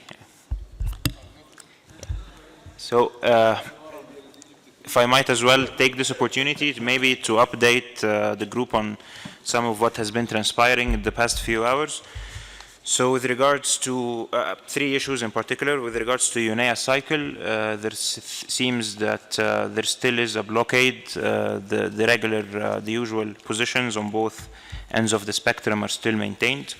and there doesn't seem to be enough flexibility to reach common ground on this issue, and the issue is still being tackled as we speak. Second thing is with regards to the draft resolution on the Agenda 2030 that has just concluded around about 30 minutes ago. There were there was a paragraph actually that the group of 77, GRULAC, African group,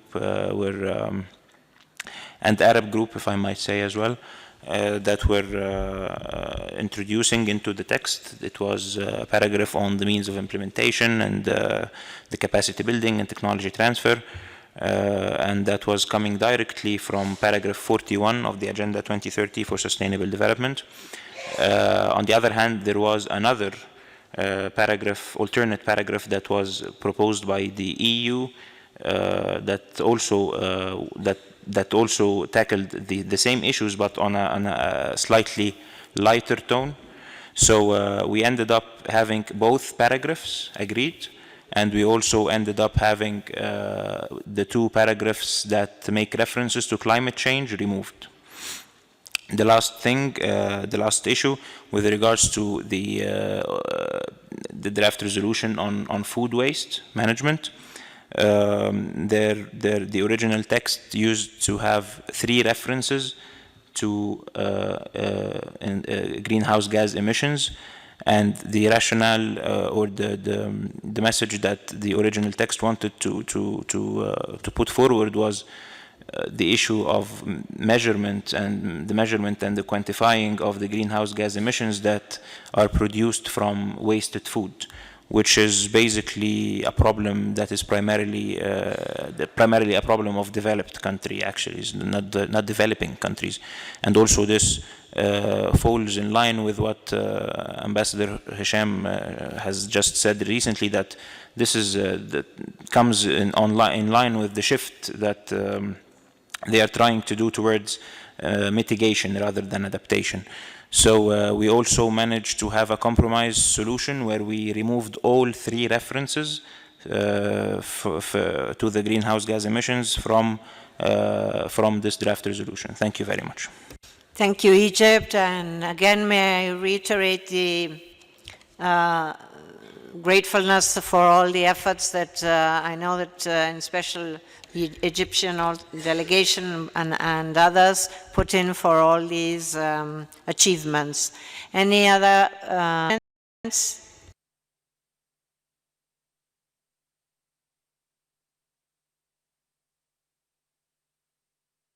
Well, we have a stage here, so if somebody wants to come and have some.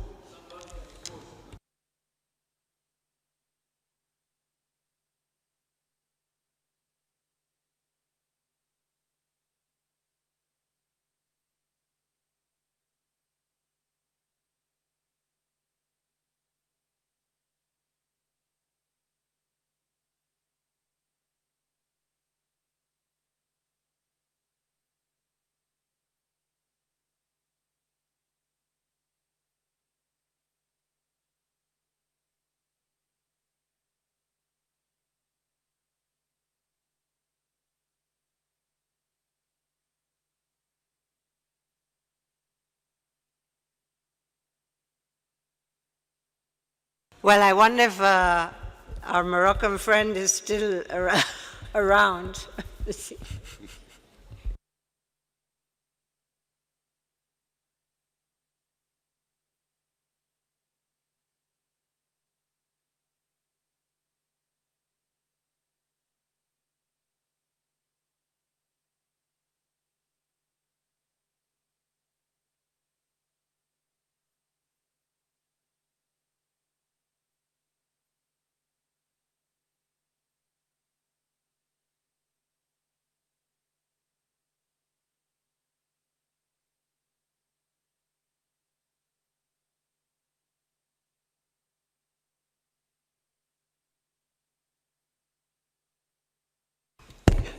We are in informal consultations with my colleague. No, perhaps we could adjourn, and then through our presidencies of the regional groups, we could be informed of developments, because I think we have plenary now, or not? No, at 6. Oh, okay. They're delaying, and they're also delaying the drafting group 3, which is the one that is dealing with this resolution. So they're waiting for us to reappear whenever we have any news.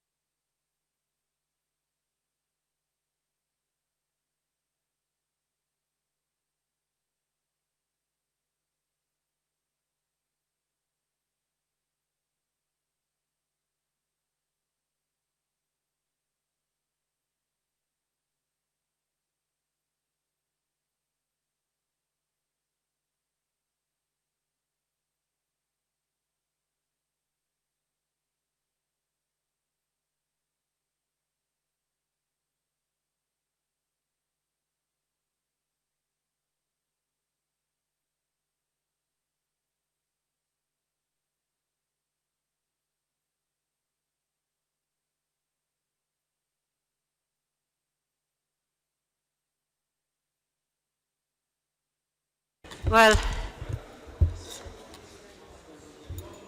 I think Morocco has the floor.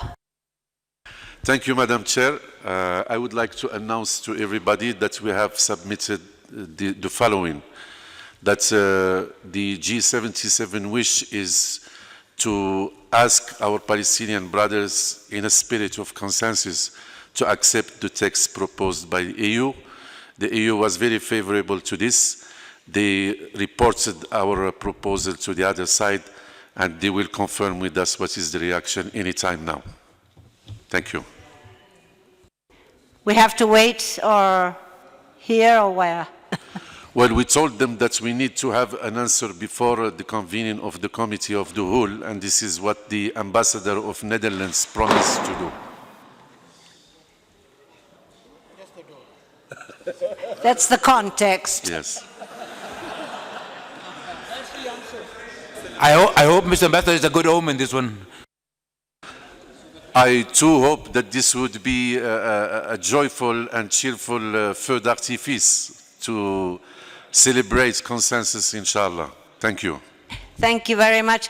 But one thing, I think we have to go through the drafting committee first, before I was told by the Secretariat, the procedure would be to go to the drafting, because as you might recall, the drafting group number 3 where this resolution was discussed yesterday, it was the first reading, and it included various amendments, and it remained like that.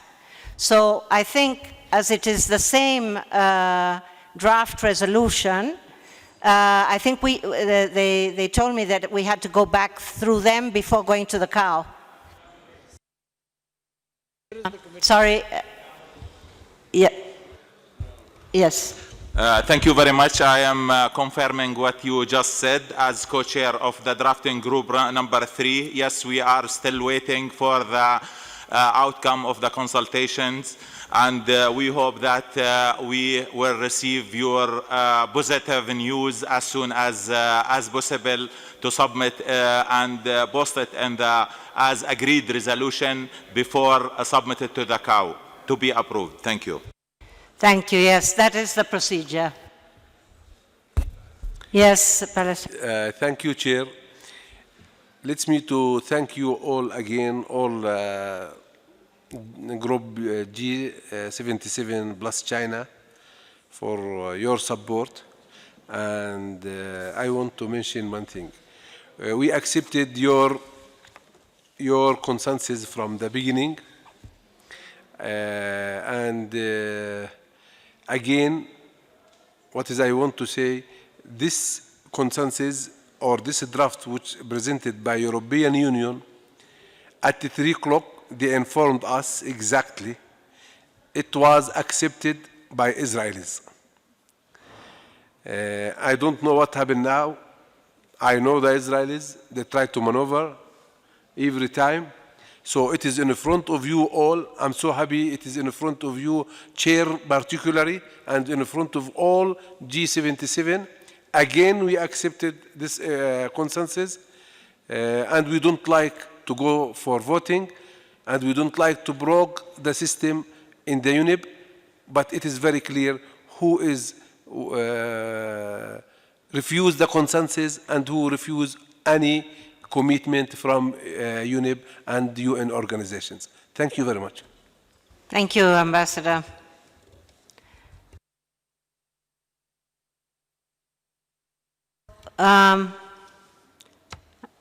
I don't know, I am asking you, what is, do we wait here, or I think we have to wait here before going into the drafting.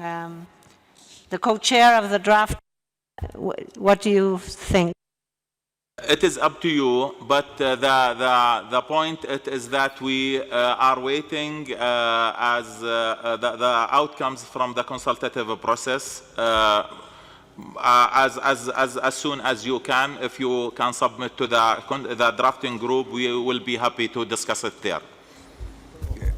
Madam Chair, make a proposal that the drafting committee, just to gain time, might convene here. in room 1, if it is available, instead of shuttling, because here we are going to the cow next door. So I think for practicality, a practical reason, I think we could go around this by requesting that. If you allow me, Mrs. Chair, it will be not discussed at the, if you will agree as a consultative or a contact group, it will be not discussed at the drafting group. We will take it as is. It is only the procedural issue that it should come through the drafting group. Yes, thank you, George.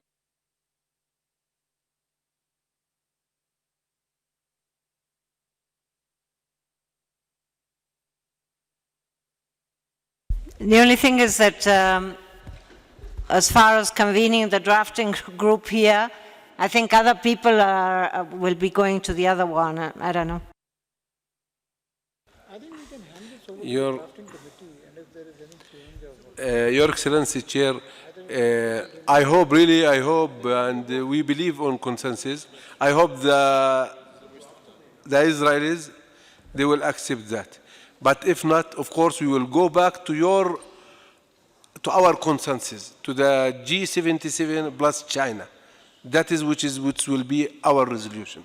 It will not be the European draft. It's very clear. So please, it is the end. Yes. Again, may I say that the paper that I have before me is including the European amendments, but it is always on the G77 draft. So should the answer be negative, we would not go on to this one, we would go out to our original one. Okay. Not the amended version, but the original one.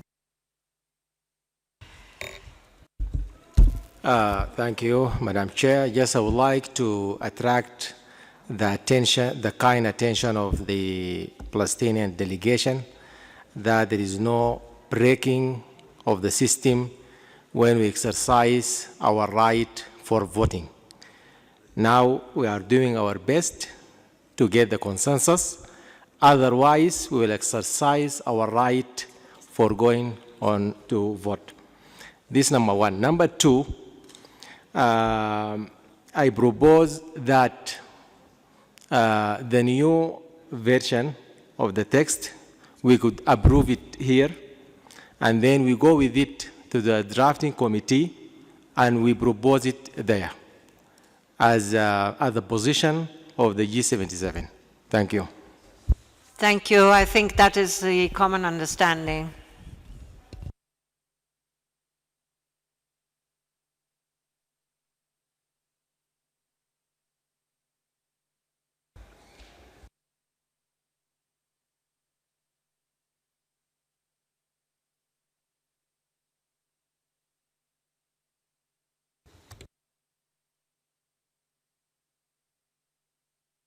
Yes, Pakistan.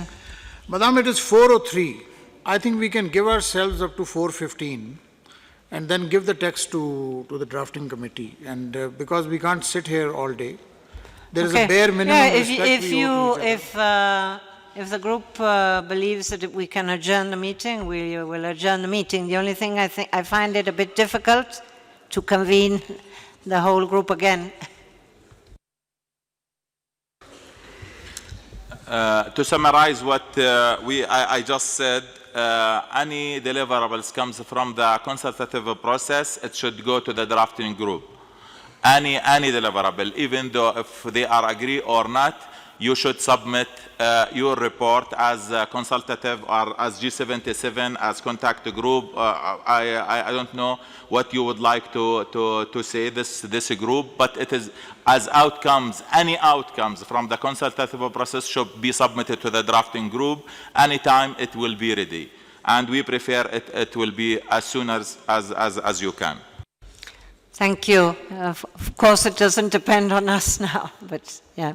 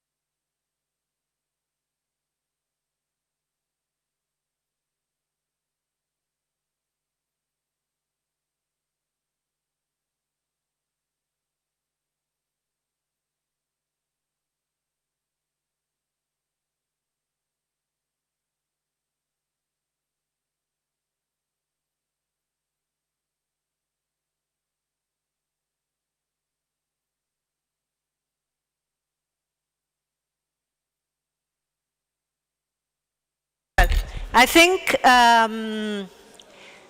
we will adjourn the meeting. I propose to adjourn the meeting and to go to the drafting group, like that we're ready for the next step. And meanwhile, I would go with the ambassador of Morocco to sort of press on for a prompt reply, if you agree. You see, we give this text to the drafting group on the understanding that this is the text that will be up for whatever consideration. Meanwhile, if the EU and the others can find the time, because we are basically sitting like their subordinates, which is not, this is very disrespectful. And if they do, then we'll announce it from the floor that there's no need for a vote and we have a consensus. Otherwise, we'll say that we are going to have a vote, but we can't sit here twiddling our thumbs over just one little word. Okay, so, but will somebody, because I thought that I should go to with the ambassador,